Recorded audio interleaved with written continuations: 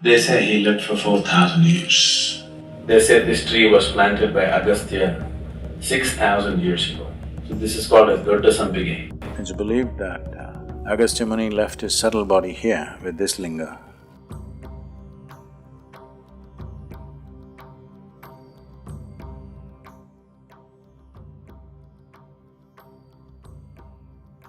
The first transmission of yoga happened on the banks of Kanti Sarovar, about 6 to 7 kilometers beyond Kedarnath. It's called Kanti Sarovar. Kanti Sarovar means a lake of grace. It was named as the lake of grace because it's on the banks of this lake the first yoga program happened, somewhere between 12 to 15,000 years ago. Adi Yogi, when he appeared in the upper regions of Himalayas, people gathered in thousands because his very persona was such that it attracted people and everybody sat down.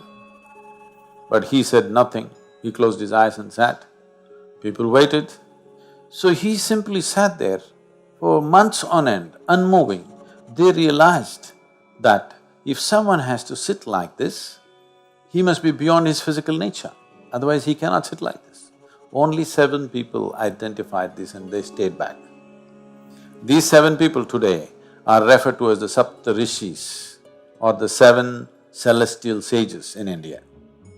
He gave them a few preparatory steps and said, you prepare, let's see. One day when his attention fell upon them and he noticed they have become like shining receptacles. For one who knows, when he sees such a shining receptacle, he can't keep quiet. He saw these people are really ready and then he sat down on the banks of Kanti Sarovar and started expounding the science of yoga. To assimilate this science, to assimilate this knowing and to integrate that into the human form, they went into long periods of hibernation. The most prominent of them, one who is very, very significant for us, the one who chose to travel south, Agastya, or one who is known as Agastya Muni, went into his sadhana in a subterranean space. The legends say that he stayed there in the subterranean space in a mode of hibernation for thousands of years.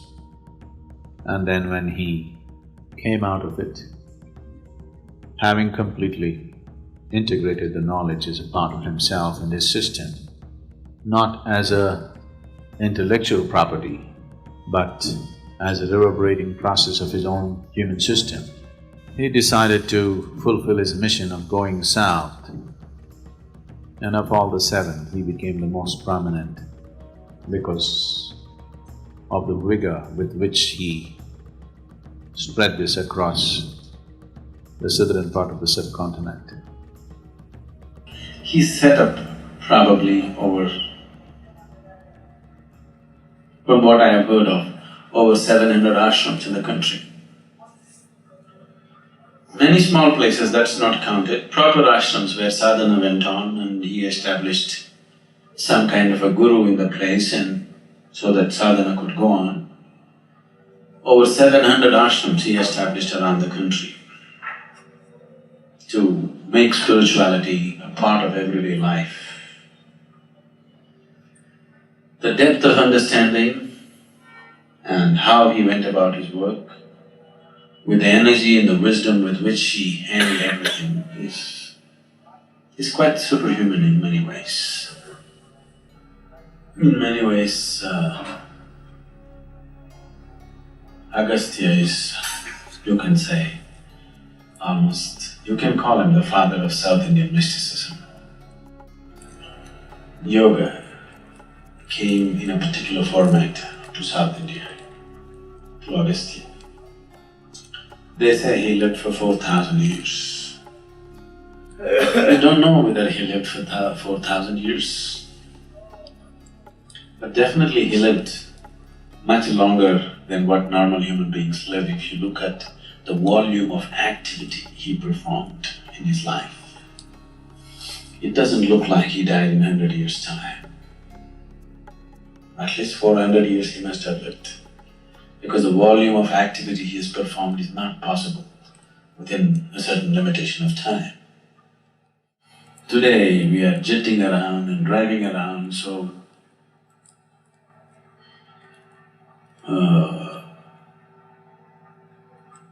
we are able to do so many more things in a short span of time.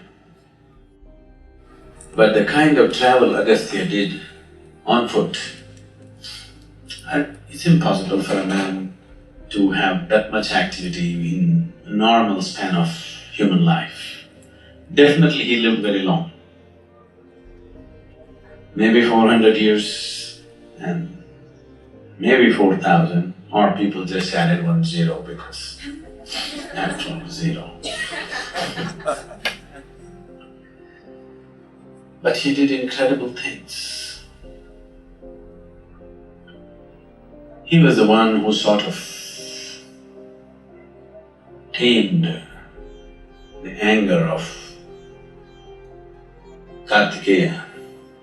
Kartikeya was Shiva's son, so he got very angry and he wanted to go away from his father.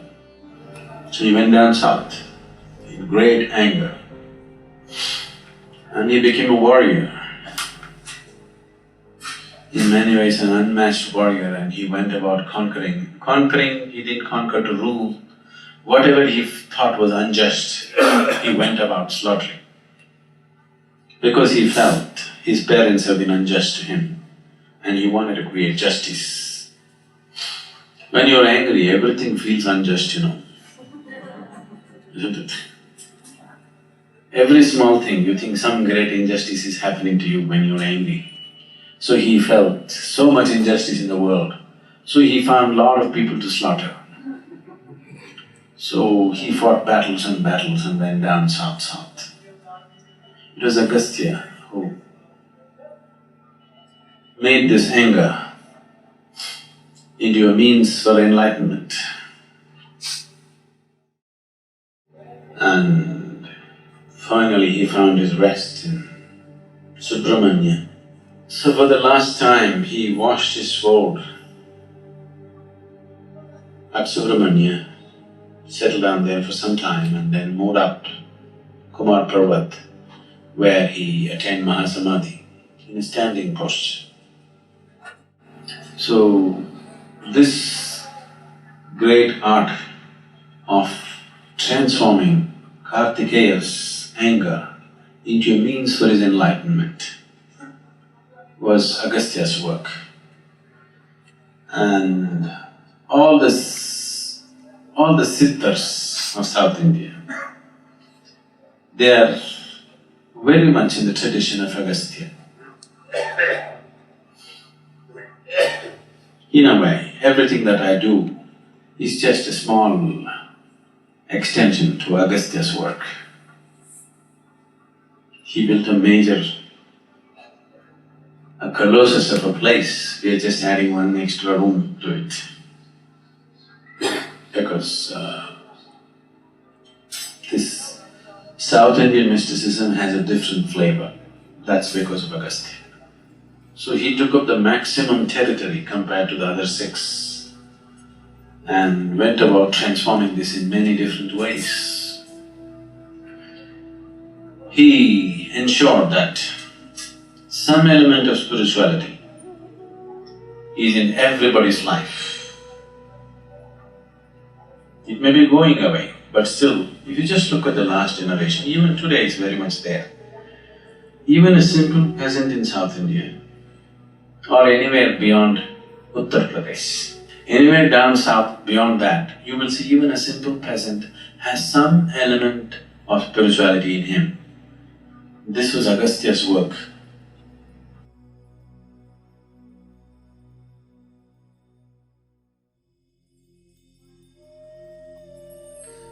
This is an area where Agastya Muni walked.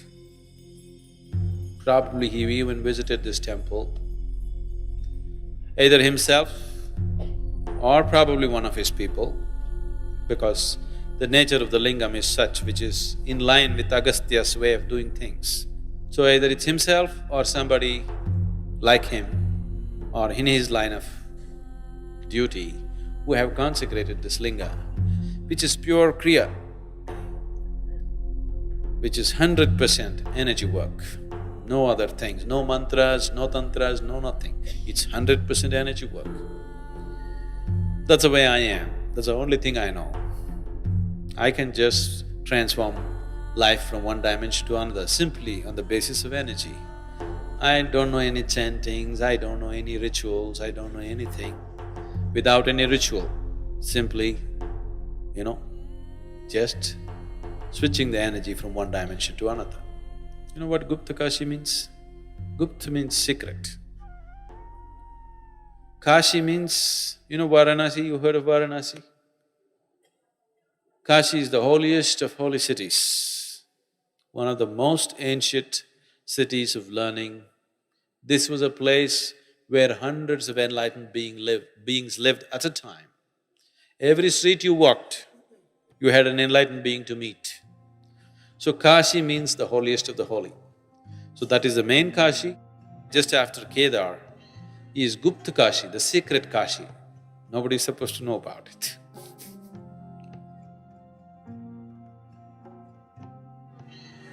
There are a whole lot of stories like this about Agastya's journey down south. When he was going down south, he met Vindhyachal. Vindhyas is another mountain range in India, a much older mountain range than Himalayas. Himalayas is a geologically very young mountain. So Vindhyachal is a much older mountain, among the oldest in the world. So among the mountains,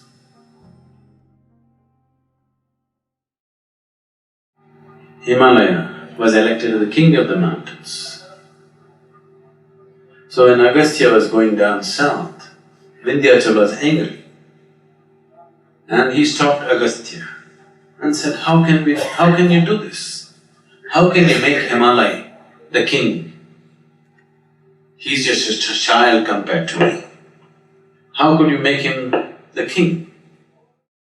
Now, Agastya knew when a mountain gets angry, it can be bad. When a man gets angry, it can be pretty bad. When a mountain gets angry, we don't know what he will do. Now, when Agastya sat down, because Vindhyachal was very devout, he bowed down to Agastya. So Agastya said, just stay there. Stay there, I'll go down south and come back.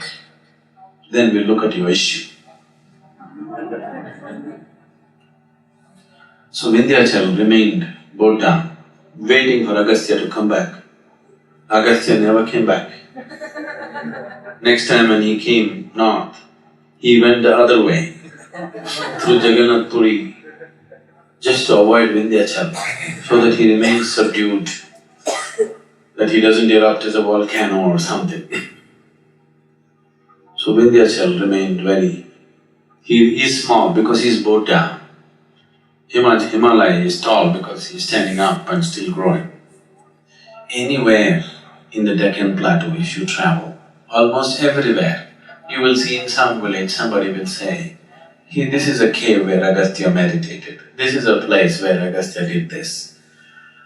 Of all the places in BR Hills, it's called Piligiri Rangana Betta in Karnataka, in Chamarajanagar district.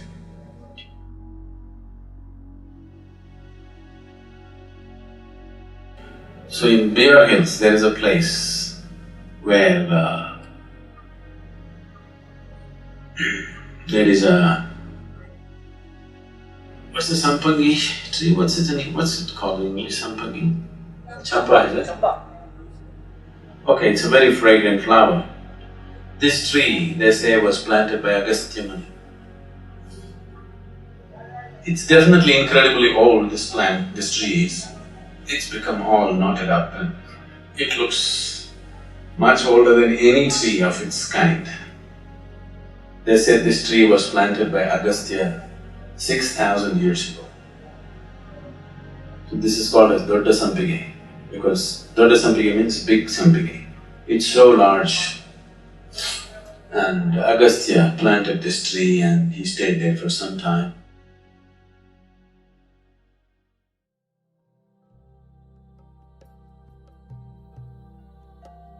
In the Kaveri, this is the midpoint. So, they identified the exact midpoint and Agastya Muni consecrated a linga which is originally actually made of sand mixed with some compound of those days, traditional compound. So it's a sand linga which is still intact, not only physically intact, in every way intact. This is seen as the navel of Kaveri because it's a midpoint and whatever he did, I wish I had more time to spend here, but it's just blowing away as if it was done yesterday.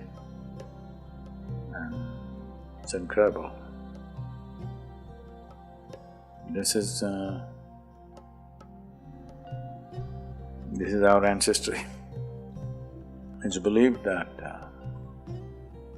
Agastya Muni left his subtle body here with this linga and left his mental body or Manomaya Kosha in Chadura, what? Somewhere near Madurai or Virudhunagar, there is another place where he left his intellectual or mental body.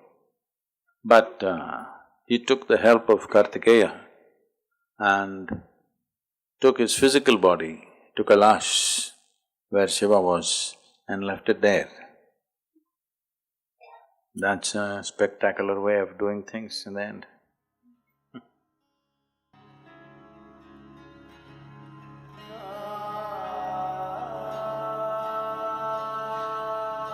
Kailash is like a tremendous spiritual library for me.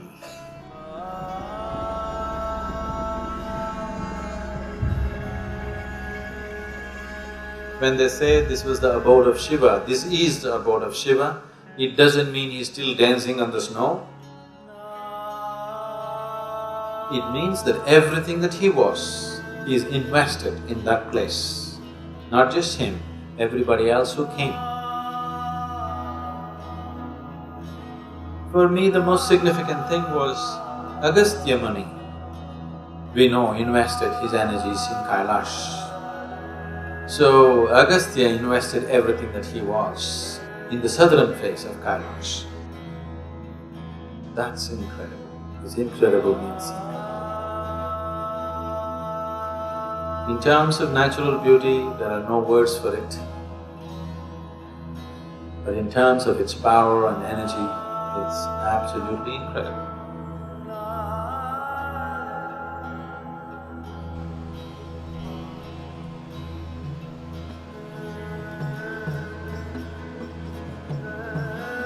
So Agastya is the source of everything that is southern mysticism.